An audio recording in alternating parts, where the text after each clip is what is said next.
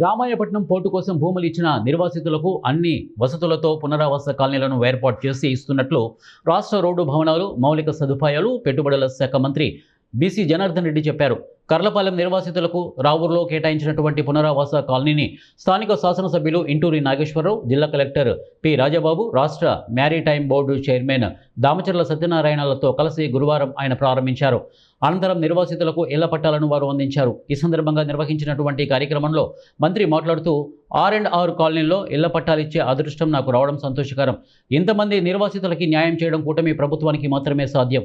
మీ అందరి త్యాగాలతోనే రామాయపట్నం పోర్టుకు బీజం పడింది. ఇక సొంత ఇల్లు, స్వగ్రామాలను ఖాళీ చేసిన మీ త్యాగం మరువలేనిది. స్థానిక ఎమ్మెల్యే ఇంటూరి నాగేశ్వరరావు ఎప్పుడు కలిసినా R&R కాలనీ అభివృద్ధి గురించే ప్రస్తావిస్తుంటారు. ఈ కాలనీలో ఏర్పాటు చేసినటువంటి రోడ్లు, డ్రైనేజీలు, విద్యుత్ లైన్లు వంటి మౌలిక సదుపాయాలు నగరాన్ని తలపిస్తున్నాయి. మంచి వాతావరణంలో ఈ కాలనీ నిర్మించిన అందరికీ, అధికారులకు అభినందనలు. ఇచ్చిన మాటకు కట్టుబడి కూటమి ప్రభుత్వం అన్ని సౌకర్యాలతో కాలనీ నిర్మించిందని అన్నారు. రామాయణపట్నం గ్రీన్ ఫీల్డ్ పోర్టు దాదాపు 5,000 కోట్లతో అభివృద్ధి చేస్తున్నాము. ఇక BPCL వంటి కంపెనీల రాకతో ఈ ప్రాంతం మరింత అభివృద్ధి చెందనుంది. రాష్ట్రంలో ఏ నియోజకవర్గానికి దక్కని అదృష్టం ఈ ప్రాంతానికి దక్కింది. ఇప్పటికే రామాయపట్నం పోర్టు కోసం 1,800 కోట్ల నిధులు ఖర్చు పెట్టాం. ఇప్పటికే 77% పోర్టు నిర్మాణం పూర్తి చేశాము. ప్రాజెక్టు ప్రభావిత గ్రామాలకు మెరుగైన పునరావాసం కల్పించడంపై ప్రత్యేక దృష్టి సారించాం. ప్రాజెక్టు వల్ల ప్రభావితమైనటువంటి మొండివారిపాలెం, ఇక ఆవులవారిపాలెం, కర్లపాలెం, సాలిపేట గ్రామాల పునరావాస పనులు అత్యాధునిక వసతులతో చేపట్టాం.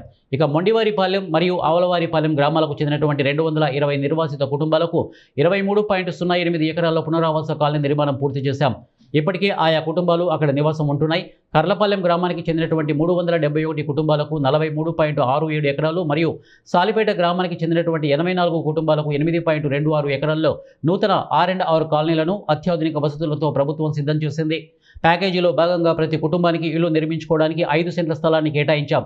నిర్వాసిత కాలనీలలో విశాలమైన CC రోడ్లు, డ్రైనేజీ వ్యవస్థ, నిరంతర విద్యుత్ సరఫరా, తాగునీటి కోసం ఓవర్ హెడ్ వాటర్ ట్యాంకు మరియు RO వాటర్ ప్లాంట్ వంటి మౌలిక సదుపాయాలు కల్పించాం. కమ్యూనిటీ హాలు, పాఠశాల, అంగన్వాడీ సెంటర్, ఆరోగ్య ఉప కేంద్రం మరియు ఆలయాలను కూడా నిర్మించాం. స్థానిక యువతకు పోర్టు అనుబంధ రంగాలలో ఉపాధి కల్పించేందుకు ప్రభుత్వం ప్రత్యేక స్కిల్ డెవలప్మెంట్ సెంటర్ని ఏర్పాటు చేస్తామని వారు అన్నారు. మా అధికారుల పట్టుదలతో ఈరోజు ఈ కార్యక్రమాన్ని కూడా నిర్వహించడం జరిగింది.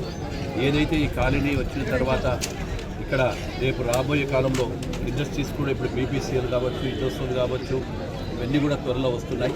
మా కూటమి ప్రభుత్వం, మా గౌరవ ముఖ్యమంత్రి గారు వచ్చిన తర్వాత ఈ పరిశ్రమలు కూడా పరిగెత్తుకొని వస్తూ ఉంటాయి. గత పాలకుల వరకు పారిపోయినటువంటి పరిశ్రమలన్నీ కూడా ఇక్కడ పరిగెత్తుకొని వస్తూ ఉన్నాయి. త్వరలోనే ఈ యొక్క నియోజకవర్గం చాలా పరిశ్రమలు కూడా వస్తాయి, అభివృద్ధి చెందుతుంది, ఉద్యోగ అవకాశాలు కూడా కల్పిస్తామని చెప్పి తెలియజేస్తాను.